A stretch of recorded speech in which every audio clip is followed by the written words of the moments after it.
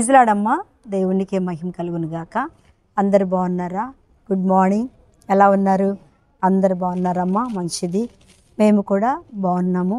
మంచిగా ఆరోగ్యంగా దేవుని కృపను బట్టి 10వ నెలలో నిన్నటి దినమున చక్కగా శరీరక్తంలో పాల్పంపులు పొంది పరిశుద్ధునితో సహవాసమును కలిగి చక్కగా పరిశుద్ధంగా పవిత్రంగా దేవుని సన్నిధిలో నిలబడగలిగాం. అదంతా కేవలం దేవుని యొక్క కృప అంతే. మీరు కూడా మందిరానికి వెళ్ళారనుకుంటున్నాను. చక్కగా మందిరానికి వెళ్ళి దేవుణ్ణి స్తుతించి శరీరక్తంలో పాల్పంపులు పొంది పరిశుద్ధమైన జీవితాన్ని మీరు కూడా కలిగి ఉన్నారని, మీ కుటుంబం అంతా దేవుని సన్నిధిలో దీవించబడ్డారని నేను మరి ఎంతో ఆశపడుతున్నాను. దేవుడు అలాగే మీ అందరినీ దీవించి ఆశీర్వదించును గాక. ఆమేన్. ఈ రోజున దేవుని యొక్క సన్నిధిలో మనందరము కూడా ఒక మాటను చదువుకుందామా? 27వ దావీదు కీర్తన 3వ వచనాన్ని చదువుతున్నాను. నాతో యుద్ధము చేయుటకు దండు దిగినను నా హృదయము భయపడదు. నా మీదికి యుద్ధము రేగినను దీనిలో నేను ధైర్యము విడవకుందును. యెహోవా యొద్ద ఒక్క వరం అడిగితిని, దానిని నేను వెదుకుచున్నాను. యెహోవా ప్రసన్నతను చూచుటకును ఆయన ఆలయములో ధ్యానించుటకు నా జీవితకాలమంతయు నేను యెహోవా మందిరంలో నివసింపగోరుచున్నాను.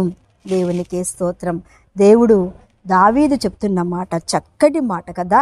ఎంత అద్భుతమైన మాట అంటే, నా జీవితకాలం అంతా కూడా నేను దేవుని మందిరంలోనే జీవించాలని నా కోరిక. నిజంగా ఇలాంటి కోరిక ఎంతమందికి ఉంటుందో చెప్పండి.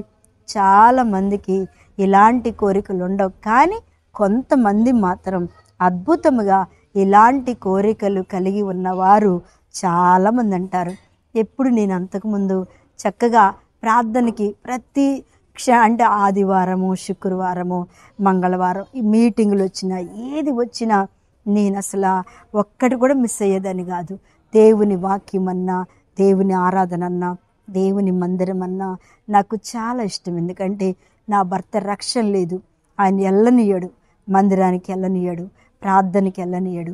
ఎప్పుడు వండి పెట్టడం అంటే వెళ్ళనియరు అని. కానీ నాకు మాత్రం కోరిక ఏంటంటే దేవుని దగ్గరికే వెళ్ళాలి, మందిరంలోకి వెళ్ళాలి, నా పిల్లలు మందిరంలో ఉండాలి. నడుచుకుంటా ఛార్జీ పైసలు లేకపోయినా ఒక 2 కిలోమీటర్లు 3 కిలోమీటర్ 2 కిలోమీటర్లు నడుచుకుంటా పిల్లల్ని బట్టి మందిరానికి వెళ్ళేదాన్ని.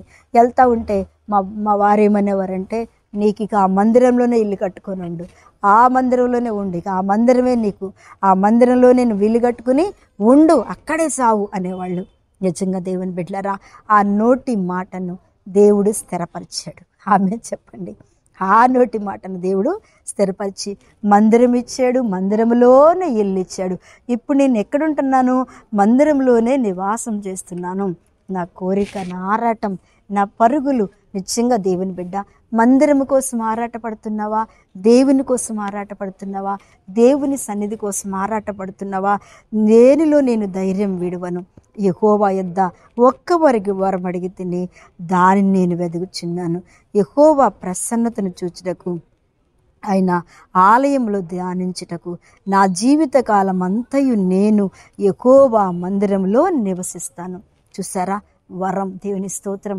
మందిరం ఒక వరం. దేవుని బిడ్డలారా, మందిరానికి వెళ్ళటం ఒక వరం, ప్రభువుని ఆరాధించటం మందిరంలో ఒక వరం, సేవకులతో కలిసి ఉండటం ఒక వరం, సేవకుల కష్టాల్లో పాల్పంపులు పొందటం కూడా ఒక గొప్ప వరం. అందుకనే దావీదు అన్నాడు, నాకు ఆ వరం కావాలి నాయనా.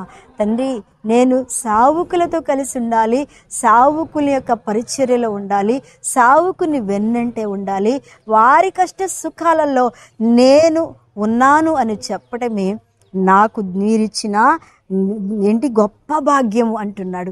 మన జీవితాల్లో మనం కూడా చాలామంది మందిరాలంటే ఇష్టపడం, మందిరం అంటే సావుకులతో ఉండటం ఇష్టం ఉండదు కొంతమందికి. సావుకులతో కలిసి ఉంటే మాకేం లాభం అంటారు. సేవకులతో కలిసి ఉంటే లాభం కోసం సేవకులతో ఎప్పుడు మనం కలిసి ఉండొద్దు. కానీ దేవునితో ఉంటే, దేవుని మందిరంలో ఉంటే ఎట్లా ఉంటుందంటే ప్రసన్నత, జీవితకాలం అంతయు వరం. దేవుని స్తోత్రం. మందిరమే ఒక వరం. చెప్పండి, మందిరమే ఒక వరం. దేవుని ఆలయమే ఒక వరం. ఆ వరాన్ని మనం సంపాదించుకున్నావా? నిజంగా నువ్వు ధన్యుడవు, నిజముగా నీవు ధన్యురాలవు. దేవునికి మహిమ కలుగునుగాక. స్తోత్రం. నిజంగా నీ కుటుంబము ధన్యకరమైంది, నీ జీవితము ధన్యకరమైంది. మీరు చాలా ధన్యకరమైన జీవితంలోనికి ముందుకు సాగబోతున్నారు. అందుకే అంటున్నాడు, నా జీవిత కాలం అంతయు నేను దేవుని మందిరంలోనే నివాసం చేయగలుగుతాను. ఆమేన్. హల్లెలూయా. స్తోత్రం.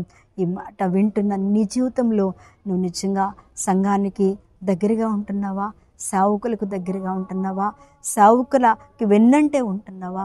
తప్పకుండా దేవుని యొక్క కృప అనే ఆశీర్వాదము, ఆ వరమును సంపాదించుకుని నా 10 కాలాలు వర్ధిల్లుతావు, ప్రభు మందిరంలో వర్ధిల్లునుగాక.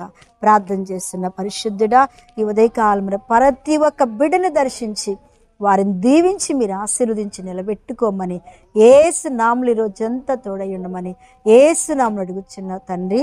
ఆమేన్. ఆమేన్. ప్రైజ్ లార్డ్ అమ్మ. దేవుడు మిమ్మల్ని దీవించునుగాక. ఆమేన్.